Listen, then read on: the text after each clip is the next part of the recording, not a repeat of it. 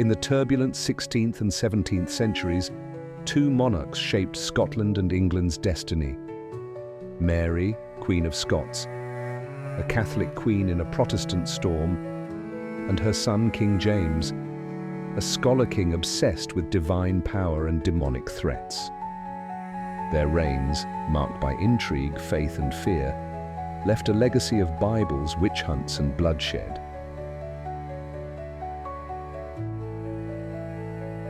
This is their story.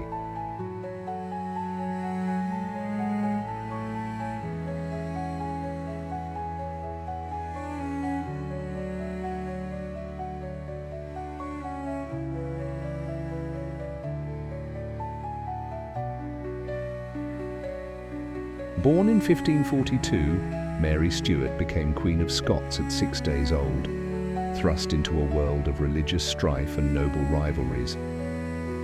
Raised in Catholic France, she returned to Scotland in 1561, a 19-year-old widow, to rule a nation embracing Protestantism.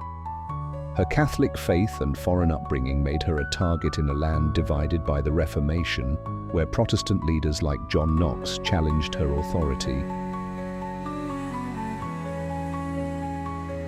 Mary's youth in France was a world of Catholic splendor, but Scotland demanded a ruler to bridge a fractured realm.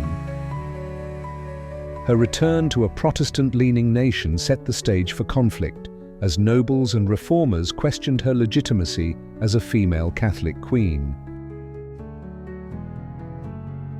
Mary faced fierce opposition from John Knox, whose sermons branded her a threat to Protestant Scotland. In tense court debates, she challenged his defiance but spared him, wary of his popular support, a sign of her cautious rule. Mary's reign was no reign of terror, but political survival demanded action. In 1562, she crushed a rebellion by the Catholic Earl of Huntly, executing his son to secure her throne. In 1565, Protestant nobles, led by her half-brother Moray, fled into exile after opposing her marriage to Lord Darnley. Yet Darnley's murder in 1567, likely by her third husband Bothwell, sparked chaos. Mary ordered executions of minor conspirators, but her marriage to Bothwell provoked rebellion. Imprisoned and forced to abdicate in 1567, Mary fled to England, where Elizabeth I held her captive.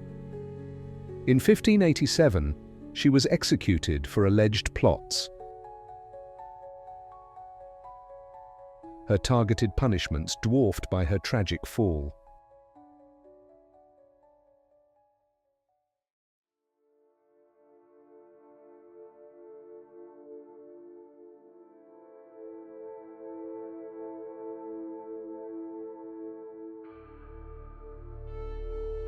Born in 1566, James became King of Scots at 1.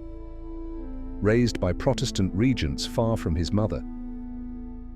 Crowned King of England in 1603, he united the crowns, dreaming of a godly realm. A scholar, he commissioned the King James Bible, a masterpiece that shaped English culture from Shakespeare to modern speech. But James's obsession with divine authority led him to fear Satan's agents, witches.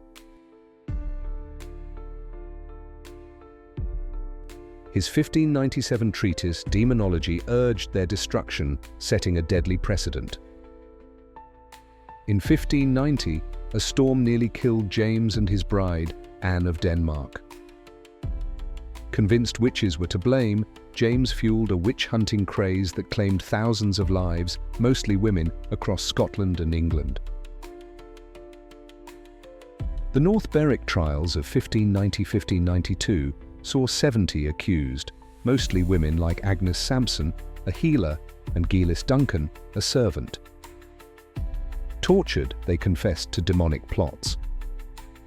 Sampson was strangled and burned, her fate sealed by James's zeal. In England, James's 1604 Witchcraft Act intensified the hunt. The Pendle trials of 1612 saw 10 executed, including Elizabeth Device, an elderly, cunning woman hanged for alleged witchcraft. Mary's tragedy was her failure to unify a divided Scotland, her punishments limited to political rivals.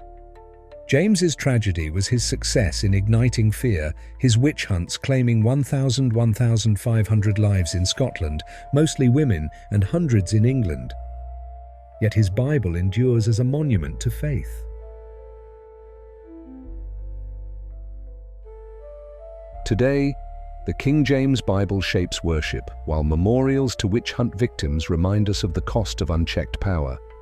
In the shadow of the crown, their story warns us. Power unchecked can burn as fiercely as faith.